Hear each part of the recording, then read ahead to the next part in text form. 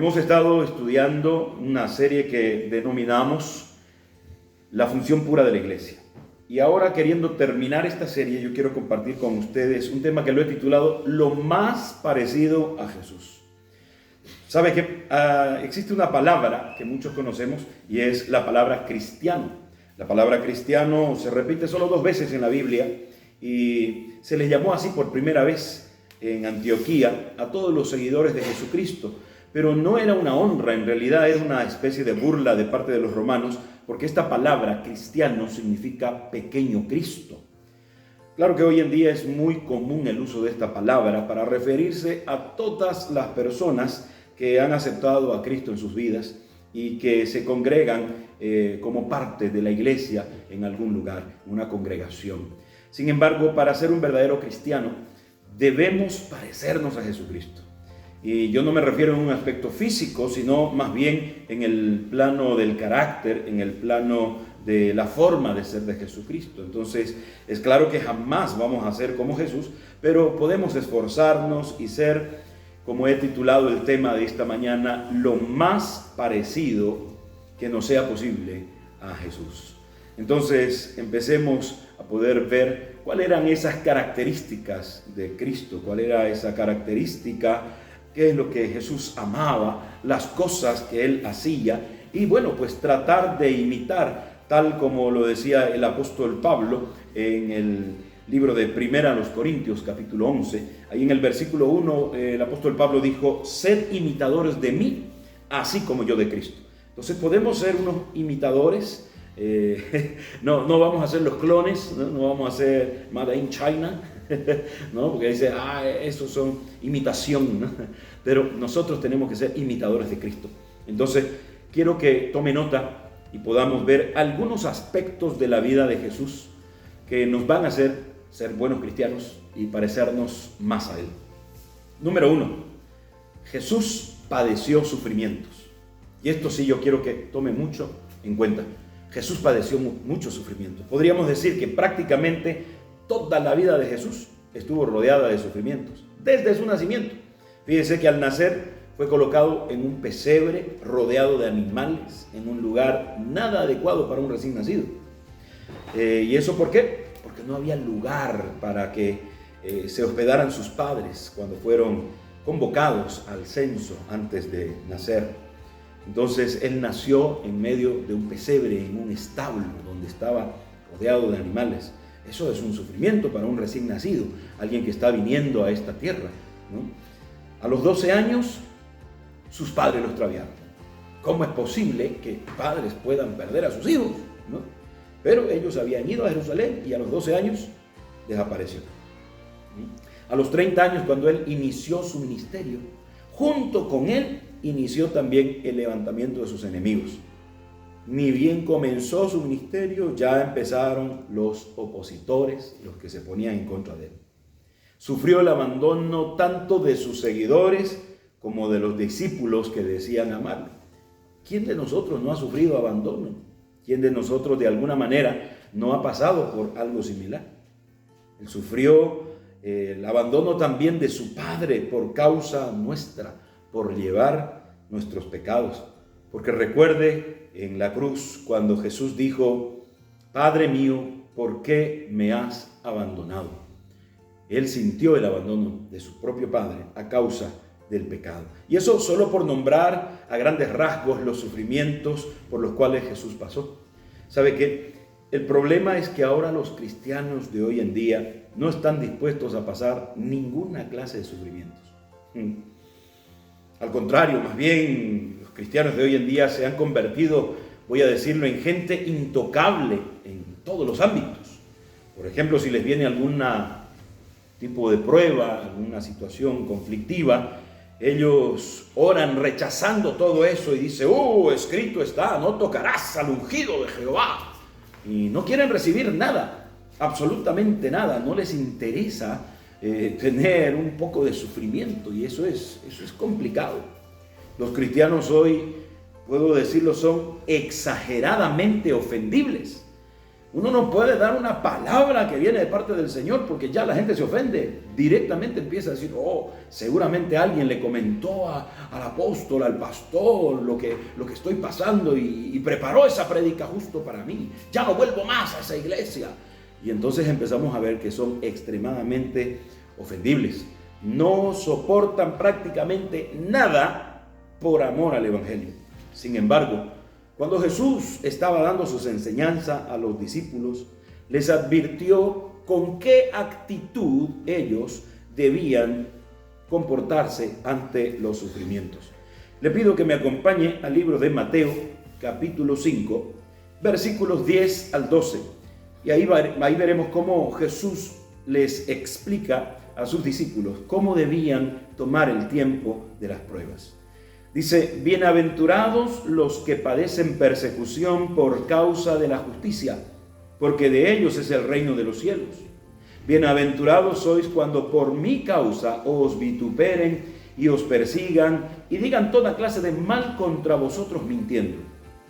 Aquí está lo que Jesús le dijo a los discípulos. ¿Qué van a hacer cuando venga la época de sufrimiento? Fíjense el versículo 12. Gozaos y alegraos, porque vuestro galardón es grande en los cielos, porque así persiguieron a los profetas que fueron antes de vosotros. Entonces, amados, aprendamos de Jesucristo y la enseñanza que le dio a los discípulos, que tenemos que gozarnos en medio de los sufrimientos por el Evangelio. Entonces, un verdadero cristiano, cuando está pasando momentos de sufrimiento, lo que tiene que tener es una actitud de gozo al saber que el sufrimiento que está pasando no es consecuencia de su pecado, sino en realidad es por causa del Evangelio. Primer cosa, del carácter de Cristo. Aprendamos a gozarnos, a estar alegres en los tiempos de sufrimiento. Que no haya esa queja constante en nuestro ser, que no haya esa queja continua en nuestras vidas, ya que la queja es como que nos lleva al desierto. En lugar de la queja, tenemos que tener el gozo y la alegría de saber que si estamos padeciendo por algo, es que algo bueno estamos haciendo, y por eso vienen las situaciones conflictivas. Número 2, ¿qué otra característica tenía Jesús? Jesús amaba el templo. Una de las cosas que podemos ver en la vida de Jesús es cómo Él amaba el templo. ¿Por qué? Porque era el lugar de reunión con su Padre, con Dios, con el Todopoderoso. Quisiera que vaya conmigo al Evangelio de Lucas, al capítulo 2, y vamos a leer desde los versículos 41 al 49. Acompáñeme, por favor, a Lucas, capítulo 2, versículos 41 al 49. Iban sus padres todos los años a Jerusalén en la fiesta de la Pascua, y cuando tuvo 12 años, subieron a Jerusalén conforme a la costumbre de la fiesta. Al regresar ellos, acabada la fiesta, se quedó el niño Jesús en Jerusalén sin que lo pudiesen encontrar José y su madre. Y pensando que estaba entre la compañía, anduvieron camino de un día y le buscaban entre los parientes y los conocidos. Pero como no le hallaron, volvieron a Jerusalén buscándole. Y aconteció que 3 días después le hallaron en el templo. ¿Dónde lo encontraron? En el templo, sentado en medio de los doctores de la ley, oyéndoles y preguntándoles. Y todos los que le oían se maravillaban de su inteligencia y de sus respuestas. Cuando le vieron, se sorprendieron y le dijo su madre: Hijo, ¿por qué nos has hecho así? He aquí tu padre y yo te hemos buscado con angustia. Y escuche la respuesta de Jesús. Entonces les dijo: ¿por qué me buscabais? ¿No sabías que en los negocios de mi padre me es necesario estar? Mire, desde niño Jesús amaba pasar tiempos en la presencia de su Padre, en la presencia de Dios en el templo. Y no quiere decir que Dios está encerrado en un templo, pero en el templo es donde hay la libertad para poder orar, para poder ayunar, para danzar. Básicamente expresamos delante de Dios y podemos hacer todo lo que nosotros querramos hacer dentro del templo de la forma en la cual no se hace en otros lugares. Por ejemplo, no podemos hacerlo en el trabajo, No lo podemos hacer en la escuela, en la universidad, o por así decirlo, de una manera pública en las calles. No todas las veces podemos hacer esa clase de expresiones. No vemos gente saltando, no vemos gente gritando en las calles, salvo cuando se hace alguna manifestación pública, salvo cuando se convoca a la iglesia. Pero hablo que de una forma espontánea no podemos hacerlo, no lo hacemos. Entonces es necesario poder amar al templo. Lamentablemente, amados, muy pocas personas hoy en día anhelan pasar tiempo en el templo. La mayoría de las personas han subvaluado el templo. Les da lo mismo asistir o no a las convocatorias o reuniones que se llevan a cabo en los templos. No es una prioridad para muchos de los cristianos hoy en día asistir a los templos donde hay una convocatoria de parte de Dios para pasar tiempo con Él. Es más, muchos se han acostumbrado tanto a las comodidades de la tecnología que prefieren ver los servicios o las prédicas, las enseñanzas desde sus celulares o los dispositivos electrónicos antes que ir a la presencia a una reunión en el templo. Hay muchos que dicen, no, ¿para qué voy a ir a la iglesia si lo pasan en el internet? ¿Para qué voy a ir si tenemos el YouTube? Lo tenemos por el Facebook. Además, lo puedo ver en cualquier momento. No necesito levantarme el domingo para ir a la iglesia. El domingo es para dormir y después lo puedo ver, ¿no? Entonces hay mucha gente que ya ha subvaluado el poder asistir al templo. Nosotros tenemos que tener la clara convicción de que el templo es un lugar sagrado. En el Evangelio de Juan, en el capítulo 2, versículos 12 al 17, dice: después de esto descendieron a Capernaum, él, su madre, sus hermanos y sus discípulos, y estuvieron allí no muchos días. Estaba cerca la Pascua de los judíos, y subió Jesús a Jerusalén, y halló en el templo a los que vendían bueyes, ovejas y palomas, y a los cambistas allí sentados. Y haciendo un azote de cuerdas, echó fuera del templo a todos, y las ovejas y los bueyes, y esparció las monedas de los cambistas y volcó las mesas. Y dijo a los que vendían las palomas: quitad de aquí esto, y no hagáis de la casa de mi padre una casa de mercado. Hermanos, fíjense que Jesús estaba desde niño en el templo, pero sin embargo, también ya en su tiempo de juventud, él estaba en el templo y estaba molesto por lo que habían hecho. Habían convertido la casa de su padre en un mercado. Y ahí en el versículo 17 dice: entonces se acordaron sus discípulos que escrito está: el celo de tu casa me consume. Jesús era celoso del templo. Ellos habían convertido el templo, la casa de Dios, en un mercado. Sin embargo, sabe que la mayoría de las personas hoy en día no tienen ese celo por el templo. Se pueden ver niños que están corriendo por todo el templo, subiéndose en las sillas, en los altares, en los púlpitos, corriendo de arriba para abajo, saltando en medio de las sillas, de las bancas. Se puede ver gente masticando chicle y como no tiene dónde botarlo, lo meten ahí debajo de las sillas. Personas que están comiendo, están tirando basura, toman agua y botan los vasos desechables en el templo, en la casa del Señor, básicamente dejándolos más sucios que cualquier mercado. Realmente da tristeza cuando la gente subvalúa el valor del templo. Ahora, cuando hablamos del templo, no solamente nos referimos a la infraestructura donde nos reunimos, sino que el apóstol Pablo nos profundiza este concepto. En 1 Corintios, capítulo 3, versículos 16 y 17, dice la Escritura: ¿no sabéis que sois templo de Dios y que el Espíritu de Dios mora en vosotros? Si alguno destruyere el templo de Dios, Dios le destruirá a él, porque el templo de Dios es el cual sois vosotros, santo es. Eso significa, amados, que también debemos cuidar de nuestro cuerpo. porque nuestro cuerpo es el templo del Espíritu. Por eso tenemos que tener mucho cuidado, debemos cuidar de nuestra alimentación, debemos cuidar de nuestro cuerpo haciendo ejercicio, por lo menos tenemos que caminar de forma regular, ya que la falta de ejercicio y la mala alimentación hace que muchas enfermedades se apoderen de nuestras vidas y lamentablemente nos restan calidad y años de vida. Mucha gente come desordenadamente, come a cada rato, no hace ejercicio, no quema las calorías que tiene que quemar y por un exceso de calorías empiezan a tener problemas.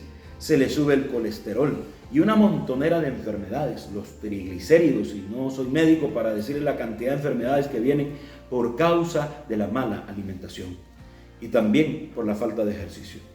El mayor ejercicio que podemos hacer desde más pequeño hasta el más grande es caminar. Caminemos y mientras caminemos compartamos el Evangelio, hablemos a otras personas, adoremos al Señor, hagamos esos sacrificios, amemos y cuidemos el templo, tanto físico como nuestros cuerpos, porque son la morada de Dios, del Espíritu de Dios. Lo tercero es que Jesús amaba la Biblia, amaba la palabra.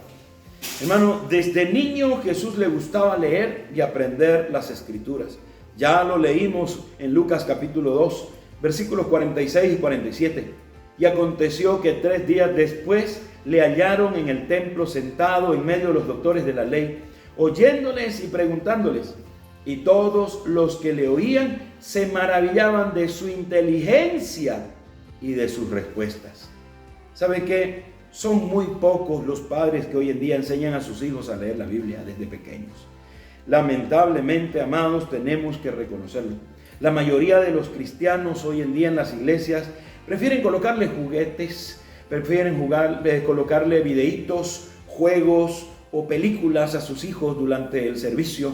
Los sientan al lado y dicen: vení, aquí vas a ver este videíto, vas a ver Peppa, vas a ver Dragon Ball Z o cualquier cosita. Y para distraerlo a los chicos ahí, están distrayéndolos para que ellos no les molesten. Y sin embargo no les están enseñando de que es importante aprender a tomar atención. No se dan cuenta del tremendo daño que les están haciendo al privarles del conocimiento de la palabra, el enseñarles a comportarse y valorar las enseñanzas que Dios da por medio de la palabra que están escritas en la Biblia. En muchos templos he podido ver padres que están paseando a los hijos en los carros, o cuando ya caminan los hacen caminar de un lado al otro. Hermanos, yo no soy el padre perfecto, pero desde pequeñitas mis hijas, aunque querían llorar, les decían: no, señorita, aquí no se hace lo que usted quiere, se me sienta y escucha la palabra, silencio. Yo les decía: pórtate bien, si te portas bien te prometo, hoy vas a almorzar. Y si no, las tenía con el castigo. Yo les decía: no, si se portan bien, comen y les voy a comprar un postre, les voy a comprar un helado. Y tenía que cumplir en poder hacerlo, pero les hacía ver la importancia de escuchar la palabra, les hacía ver la importancia de poder entender lo que la Biblia dice. Hoy en día doy gracias a Dios, mis hijas son pastoras, mis hijos están en el ministerio. ¿Y cuán mayor paga puede tener un padre al ver a sus hijos enrolados en el ministerio? No distraigamos a nuestros hijos mientras se predica la palabra. No distraigamos a nuestros hijos con videos. No distraigamos a nuestros hijos con juegos. No distraigamos a nuestros hijos con el celular, con la tablet. Enseñémosles a poder honrar el tiempo de escuchar la palabra. Enseñémosle la importancia de poder escuchar la palabra. ¿Sabe por qué? Porque todo el conocimiento de las Escrituras que recibió Jesús le salvó la vida y salió victorioso cuando el diablo se le presentó para tentarle. Jesús hizo práctico todo lo que él había aprendido en las Escrituras cuando enfrentó a Satanás en medio de la tentación. Ahí podemos ver en Mateo capítulo 4 del versículo 1 al 11 cuando habla sobre la tentación de Jesús. Ahí podemos ver cómo Jesús se defendió por medio de la palabra a cada uno de los ataques que Satanás le hizo. ¿Qué hubiera sido de la vida de Jesús si él no hubiera conocido desde pequeño la Escritura? Él amaba la Biblia, amaba la palabra. Hermano, haga que sus hijos repitan versículos bíblicos desde pequeño. Enséñale pequeñas porciones de la palabra, versículos que ellos aprendan, que sea esa arma para que ellos puedan defenderse en el momento en el cual Satanás, las tinieblas, el mundo se le presente. Es necesario poder trabajar. Hoy en día, muchos cristianos, lamentablemente, los vemos que básicamente son sacudidos, son golpeados hasta casi ser destruidos por el enemigo. ¿Por qué? Porque les falta el conocimiento de la palabra. No saben cómo defenderse. Vemos cristianos flojos en la lectura. Se han acostumbrado a que otros puedan leer, a que otros estudien por ellos y reciben cualquier enseñanza sin discernir si es o no palabra de Dios. No son cristianos críticos porque no leen la palabra. No saben si lo que el predicador está exponiendo está diciendo la verdad o es algún invento. Por eso caen en las fábulas, como decía el apóstol Pablo, que en los últimos tiempos muchos van a caer en fábulas. ¿Por qué? Porque no tienen el conocimiento de la palabra. Es necesario estudiar la palabra. Es necesario aprender versículos para poder defendernos. Cuarta característica de Jesús. Jesús era guiado por el Espíritu Santo. ¡Oh, qué cosa hermosa! Aún siendo Dios hecho hombre en su condición de hombre, Jesús mostró que sí es posible ser guiado por el Espíritu Santo. ¿Sabe que desde el día en el cual Jesús se bautizó, Jesús fue lleno del poder del Espíritu Santo y él era guiado sin dudar, sin cuestionar el Espíritu Santo? Mateo capítulo 3, versículos 16 y 17. Dice: y Jesús, después que fue bautizado, subió luego del agua, y he aquí, los cielos fueron abiertos, y le vio al Espíritu de Dios que descendía como paloma, y venían sobre él, y una voz de los cielos que decía: este es mi Hijo amado, en quien tengo complacencia. Y Mateo capítulo 4, versículo 1 dice: entonces Jesús fue llevado por el Espíritu al desierto para ser tentado por el diablo. ¿Sabe qué? El ser guiado por el Espíritu es algo maravilloso, pero hoy en día lamentamos que encontramos hasta denominaciones que niegan el bautismo del Espíritu Santo. Y las personas en su mayoría desconocen la presencia, pese a que Jesús dijo que nos convenía en su partida que Él se fuera, porque ahí estaría dando paso a la venida del Espíritu Santo para que Él sea nuestro consolador, nuestro guía. ¿Por qué? Porque Jesús tenía que partir en su condición humana. Sin embargo, el Espíritu Santo permanecería con nosotros hasta el fin del mundo. Ahí en el capítulo 16 del libro de Juan, en el versículo 7, dice: pero yo os digo la verdad, os conviene que yo me vaya, porque si no me fuera, el Consolador no vendría a vosotros, mas si me fuere, os lo enviaré. ¿Sabe qué, amados? Es necesario que busquemos cada día la llenura del Espíritu Santo y que nos dejemos guiar por Él en todo momento. Eso es lo más hermoso y es una de las características de los cristianos hoy en día. Quinta característica de Jesús. Jesús amaba pasar tiempos en oración. Se lo repito, Jesús amaba pasar tiempos en oración. Una de las cosas que caracterizaba a Jesús era su vida de oración. Él entendió que la importancia de la comunión con el Padre era vital en la vida de todo ser humano. Él disfrutaba tener esas largas conversaciones con su Padre, con Dios. Fíjese lo que está escrito en Marcos capítulo 1, en el versículo 35, donde dice: levantándose muy de mañana, siendo aún muy oscuro, salió y se fue a un lugar desierto, y allí él oraba. ¿Sabe qué? Los evangelios están llenos de versículos que hablan de la vida de oración de Jesús. Pero nuevamente, comparándonos con los cristianos hoy en día, los cristianos en las iglesias, hoy lamentablemente le huyen a la oración. No cultivan ese hábito de poder conversar con su Padre Celestial. Muchos no soportan ni siquiera 5 minutos de oración, pero ¿sabe qué? Quieren grandes resultados, quieren poder en sus vidas y sin embargo no quieren orar. Yo quiero que aprendamos algo: mucha oración, mucho poder; poca oración, poco poder; nada de oración, ningún poder. Entonces, mientras más oración tengamos, más revelación, más unción descenderá de parte de Dios para nuestras vidas. Y sencillamente seremos imparables. Porque recuerde que Jesús dijo: si tuvieras fe, así de chiquitito, como un grano de mostaza, pudieras decirle a aquel monte: monte, quítate y échate en el mar, y les obedecería. Eso habla de un poder sobrenatural, habla de un poder majestuoso, y ese poder viene como producto de la intimidad con Dios por medio de la oración. Entonces, aprendamos que mucha oración nos va a entregar mucho poder. Vamos a la sexta característica de Jesús. Jesús amaba compartir el Evangelio. Eso sí que es algo maravilloso. Todos los evangelios hablan de cómo Jesús compartía el evangelio del reino y toda enseñanza que daba, haciendo uso de cualquier cosa que esté a la mano para poder enseñar las bondades del reino de los cielos. ¿Sabe qué? Él usaba parábolas, usaba enseñanzas directas, usaba llamada de atención, usaba amonestaciones, usaba milagros.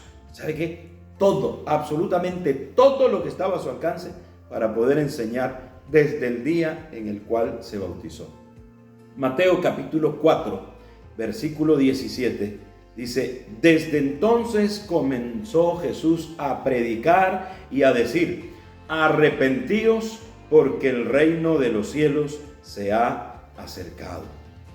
Hermanos, hoy en día el evangelio está muy descuidado en todas las iglesias alrededor del mundo. Lo que se observa en realidad solamente es un tráfico o un intercambio de cristianos, de congregaciones. ¿Por qué? Porque no hay un crecimiento, no hay una expansión del reino de Dios. Cristianos rebeldes que no le gustó la palabra que su pastor dio, dice: me voy de esta iglesia, y se va a otra iglesia a engrosar números. Mientras el reino de las tinieblas está avanzando, el satanismo está avanzando, la iglesia de Cristo ha quedado estancada por falta de evangelismo, por falta de que los cristianos puedan salir a expandir realmente el reino de Dios. Hoy en día el evangelio es muy superficial, sencillamente porque a los cristianos no les gusta predicar, no les gusta compartir el evangelio. Se han convertido en cristianos consumidores. Solo se sientan en las congregaciones a recibir y recibir. Solo consumen palabra. Y muy pocos, pero muy pocos, verdaderamente muy pocos cristianos les interesa compartir el reino. Ya no se escucha ni en los templos y mucho menos por las calles, no se escucha esa frase: arrepentíos y convertíos.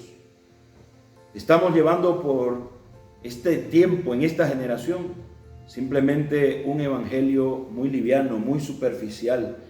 Por eso es que no vemos cambio de vida en los cristianos que están dentro de las iglesias.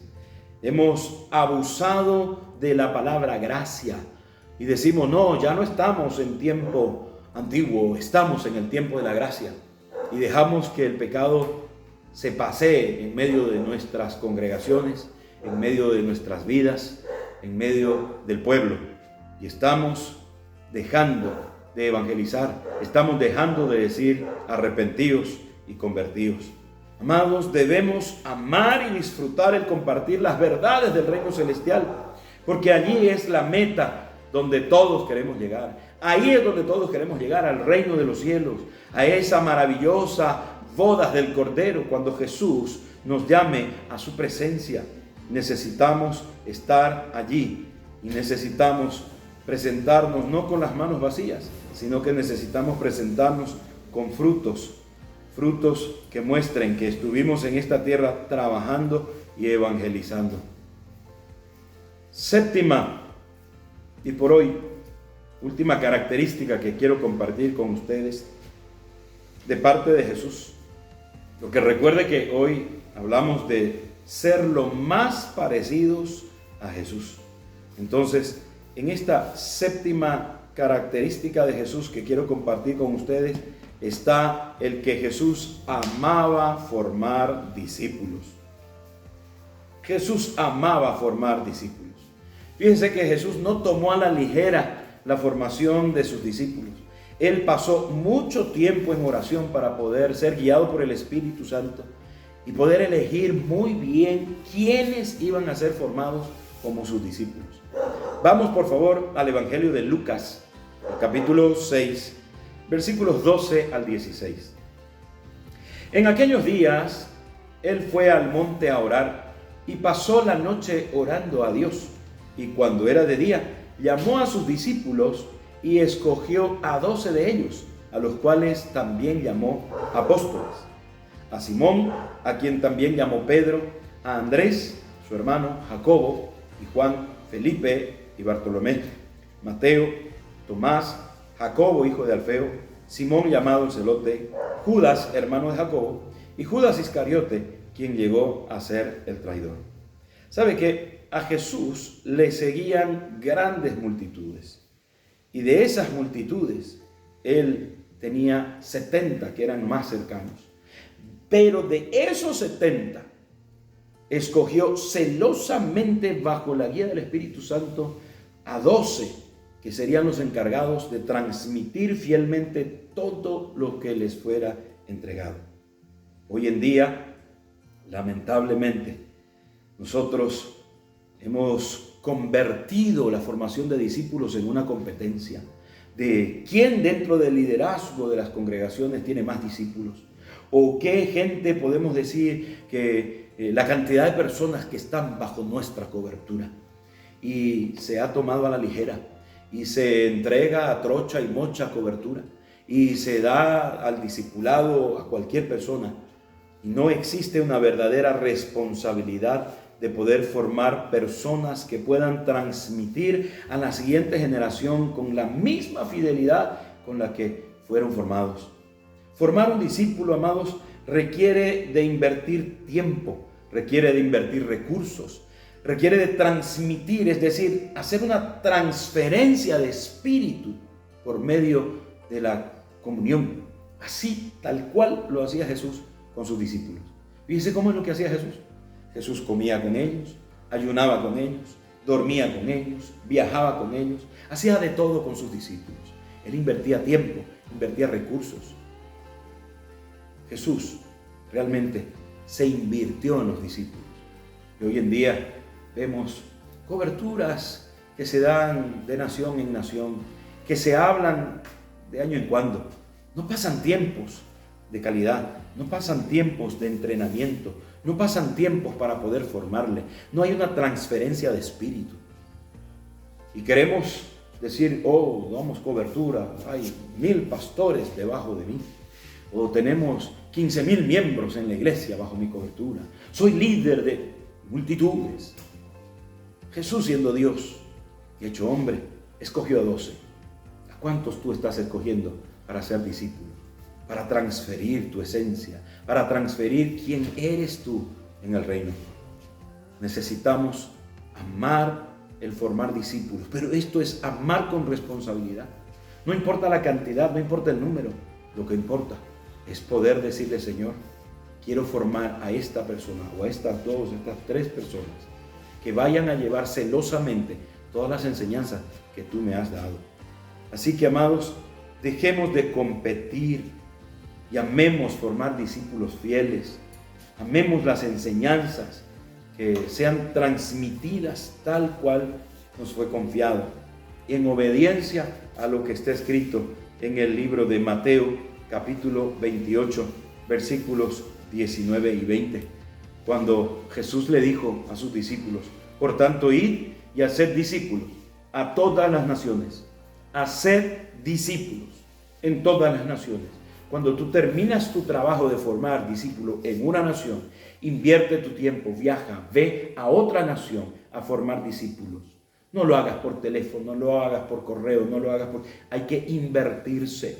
Eso es lo que Jesús decía. Y haced discípulos a todas las naciones, bautizándolos en el nombre del Padre y del Hijo y del Espíritu Santo, y enseñándoles que guarden todas las cosas que os he mandado. Y he aquí, yo estoy con vosotros todos los días hasta el fin del mundo. Amados, ser cristianos no es solamente asistir a una iglesia. Ser cristianos no es simplemente portar el título de cristiano o soy miembro de una congregación, de una iglesia. Ser cristiano es ser lo más parecido a Jesús.